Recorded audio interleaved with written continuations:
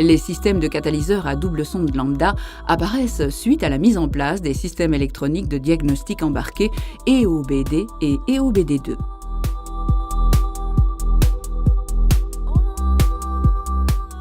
Leur conception structurelle est identique à celle des systèmes catalytiques équipés d'une seule sonde lambda par catalyseur.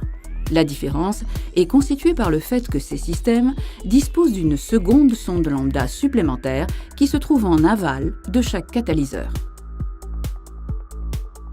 Le fonctionnement des sondes lambda est simple.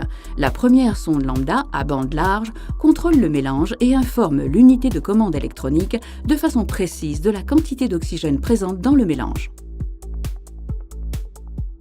La seconde sonde lambda sert à informer l'unité de commande électronique sur la quantité d'oxygène qui sort du catalyseur après avoir effectué les réactions catalytiques.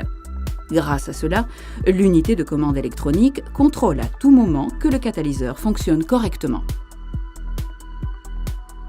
Lorsque les valeurs d'oxygène relevées par la seconde sonde lambda ne coïncident pas avec celles qui sont définies dans le programme électronique de l'unité de commande, un voyant s'allume sur le tableau de bord du véhicule. Ce voyant indique un dysfonctionnement du système des émissions polluants devant être remplacé. De la même façon qu'avec les systèmes catalysés à une seule sonde lambda, ce système transforme les gaz, le monoxyde de carbone, les hydrocarbures imbrûlés et les oxydes d'azote en dioxyde de carbone, en eau et en azote moléculaire dans les systèmes à essence. D'autre part, dans les systèmes catalysés pour diesel, les oxydes d'azote ne peuvent pas être réduits à l'aide de ce système, car ils fonctionnent avec des mélanges air-carburant pauvres.